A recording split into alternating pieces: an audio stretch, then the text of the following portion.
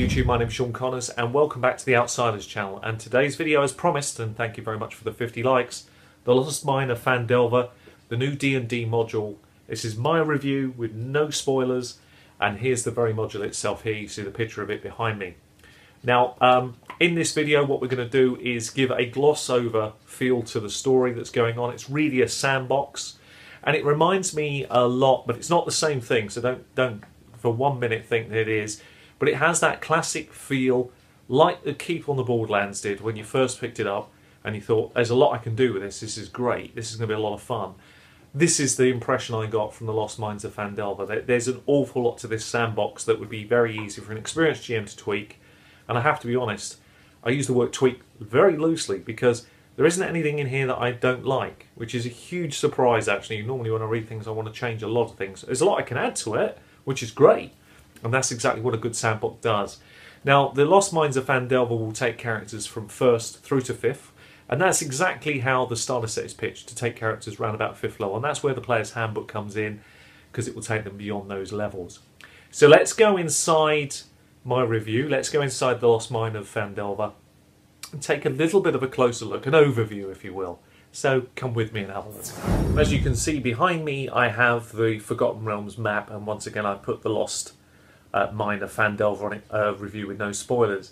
Now we're not going to look at the map in any detail, and you don't actually need to be an expert on Forgotten Realms setting, of course, to run this game. All the maps you need are in this book, but I'm not showing them. I'm using my own map of Forgotten Realms because that map in here will contain some spoilers, so I'm using this. It's set south of the Neverwinter Wood. It's on the fringes or the edge, if you will, of the Sword Coast, which all fits in with where the stories are going in terms of the initial module releases that the Wizards of the Coast team are going to do. And I'm going to read for you the little bit of the introduction, which will help make you understand what they're doing. The adventure is set a short distance from the city of Neverwinter in the Sword Coast region of the Forgotten Realms setting. The Sword Coast is part of the North, a vast realm of free settlements surrounded by wilderness and adventure. And there's a fantastic wilderness piece there. Neverwinter Wood, which you can just see here, is an area that even the orcs go round. It's full of mystery and everything else. I love it. It's a great setting and a great place to pick, to be honest. You don't need to be a Forgotten Realms expert to run the adventure. Everything you need to know about the setting is contained in this book. And I think that's a great basis to place a fantastic sandbox. It's a great introduction, and everything you need is in the book. As before, a lot of things are well laid out, and I'll show you a little bit of the book without getting too close to the camera. You can see key pieces of information, as they did in the original review I did, are there. It's neatly laid out for the GM to get into. It tells you, because it is a sandbox, it gives the players an initial push into the story, and I won't spoil it for you. And from that initial push opens out very quickly into multiple things that the players could or might do. It's a wonderful thing. That's why it's very reminiscent of the Keep of the Borderlands. Lots of ways you can go about this. It got me thinking of other areas that I could adapt or use.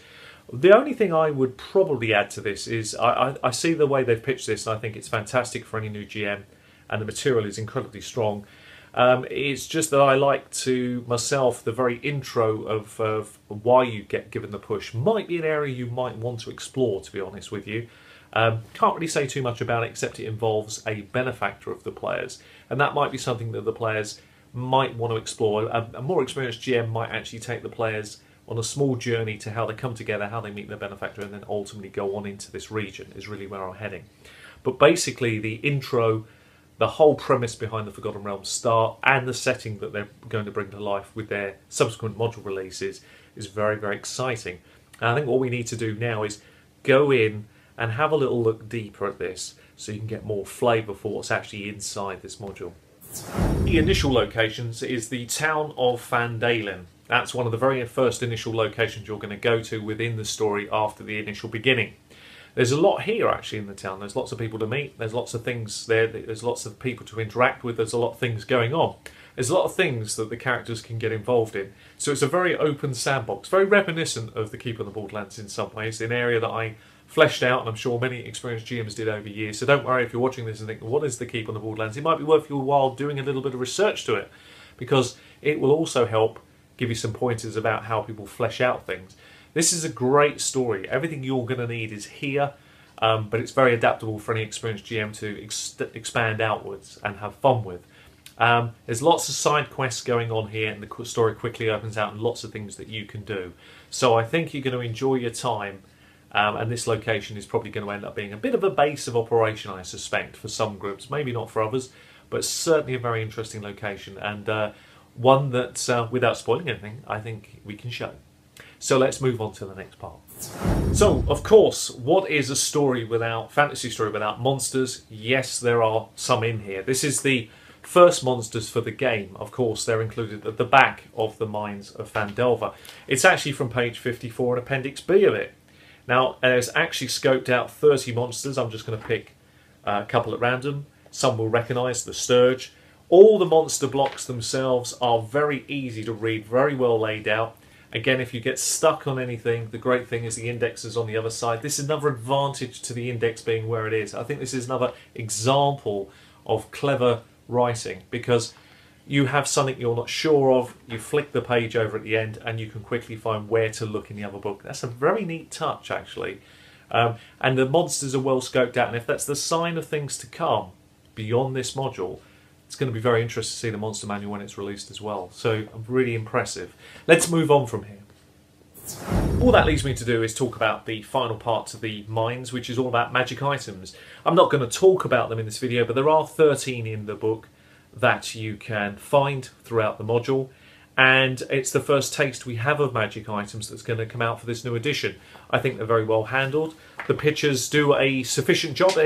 It's not the most exciting pictures I've ever seen for magic items, but they are good. I mean, it does the job. And for anybody brand new to the hobby, the nice thing is that it's going to make very exciting to find these things for the first time. And it's our first look at them in the new edition as well. So it makes it very interesting. So what all that leads me to do now is to come to the conclusion. Let's do that. Mines of Phandelver is a wonderful module. It's the type of thing, I can only describe it as the Keep on the Borderlands for a modern age. They're not the same, of course they're not. This is a completely different beast, and in fact it's a much more cleverer product in some ways, but then it would be, it is 30 years on. But the Keep holds a nostalgia for me, and if you do get a chance, do locate a copy, and you'll understand where I'm going with that connection. But what the Mines does is, for a new DM, is allow you to run a campaign, and it does it in a very clever way, giving you the arsenal to go on and write your own stuff, but having already thought about it from a professional point of view. It's really clever. The Keep did give you the clues, but you had to work harder to get them. And that's the great thing about this product. It's worth the price of admission. I think we'll look back on this as a classic. That's how good it is, honestly. And it is one of those rare products that come along. There's very little to change. Yeah, you can... An experienced GM will tweak a few things that will suit his group better, but that was the whole purpose of this edition, to do it your way, to have fun with it.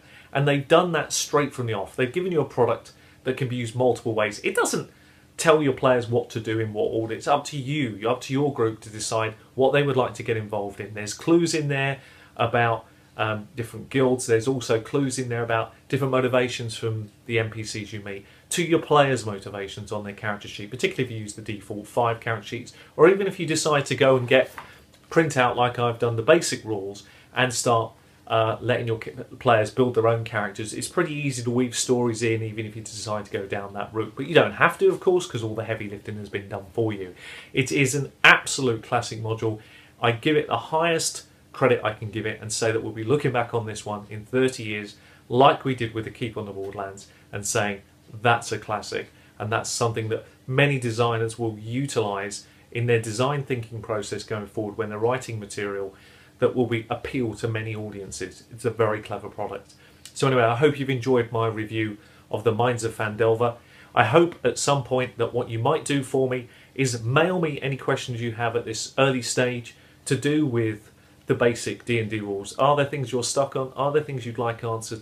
Have you got any general questions you want to sell? Send them to me at sean.connors45@icloud.com, and I'll be happy to do a mail program just for you. And also, if it's of any interest and you want to, maybe we'll go a little bit more in depth on these rules. But maybe again, we might be better off waiting for the official rules to come out and then see the differences. As I say, it's hinted at in here, as I said in my previous video, but we'll have to wait and see what the final touches actually are. Anyway, I've been Sean Connors. This has been Outsiders, talking all about the Mines of Phandelver, hopefully with passion and excitement. Until the next time, take care of yourselves and happy gaming.